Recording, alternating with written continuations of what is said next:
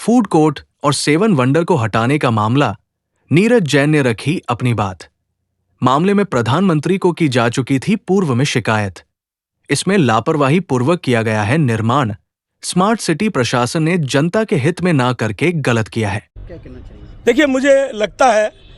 लगातार 5 साल में जो केंद्र की सरकार द्वारा स्मार्ट सिटी के लिए जो पैसा भेजा था, उसको राजस्थान सरकार जो नोडल एजेंसी थी और जो यहाँ पर स्मार्ट सिटी में एडीए और नगर निगम का हिस्सा मिलकर के राज्य सरकार को उस काम को अजमेर के ब्यूटिफिकेशन के लिए काम में लेना चाहिए था। अजमेर के नल नाली की समस्या के समाधान के लिए, यहाँ के सीवरेज की समस्या के लिए, 24/7 24 घंटे में पानी देने के लिए, बिजली की आबाद आपूर्ति के लिए और अजमेर के ब्यूटिफिकेशन में काम में लेना था। उस पैसे का दुरुपयोग हुआ और राज्य सरकार के निर्देश पर यहाँ के अधिकारियों ने तानाशाही पूर्वक उस पैसे को बिल्डिंगें बनाने में और अवैध निर्माण में और मतलब आना सागर के व्याप को छोटा करने, उसमें वेटलैंड में पाथवे बनाने, फूड कोर्ट बनाने और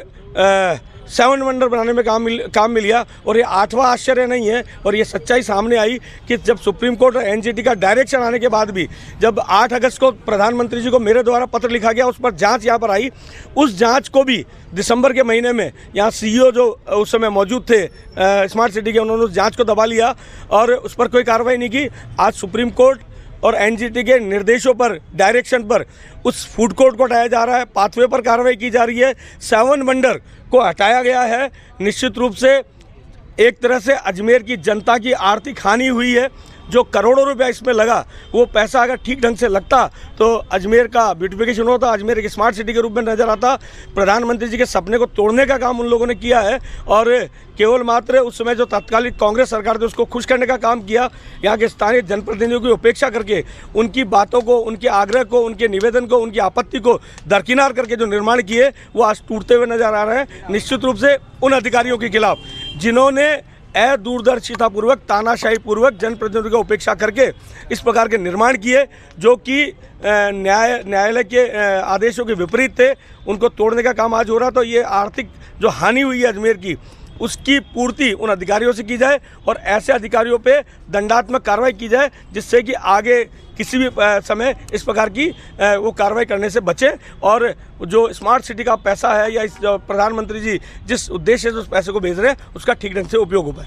अच्छा, एक ये जो स्मार्ट सिटी आ गया है, जबकि ये जनता के काम आना चाहिए। बिल्कुल, मैं बार बार इसमें उपमहापौर होने के बाद, उससे पहले पार्षद होने के नाते भी मैं बार बार इस विषय को उठाता रहा हूँ। हमारे जनप्रतिनिधि, मतलब 2021 में हमारे सभी जनप्रतिनिधि, सांसद महोदय, हमारे तत्कालीन विधायक महोदय और महापौर और हम सब ने मिलकर के इसको लेकर के एक डिमांड नोट माननीय प्रधानमंत्री जी को, वन एवं पर्यावरण मंत्री भूपेंद्र यादव जी को, हरदीप पुरी जी जो हमारे शहरी आवासन विकास मंत्री हैं उनको दिया था। उस पर यहाँ जाँच आई, लेकिन उस जांच रिपोर्ट के लिए जो लोग आए उनको आंखों पे पर्दा डाल करके उनको उन तथ्यों से अवगत नहीं होने दिया, सच्चाई को अवगत नहीं होने दिया। और बाद में जब एनजीटी द्वारा कार्रवाई की गई, सुप्रीम कोर्ट द्वारा डायरेक्शन दिए गए, मेरे द्वारा 8 अगस्त 2023 को पुनः प्रधानमंत्री जी को इसकी शिकायत की गई। उस शिकायत पर जब जांच यहाँ पर आई, सीईओ जो स्मार्ट सिटी के थे उन्होंने उस जांच को दबा लिया और लीपापोती करके उसका जवाब वहाँ पर दाखिल कर दिया, जिसकी प्रति आज तक मुझ तक नहीं पहुँची है। निश्चित रूप से उन अधिकारियों की नाफरमानी, लापरवाही और अपनी तानाशाही पूर्वक जो उन्होंने निर्माण किए, बिल्डिंगें बना ली, क्योंकि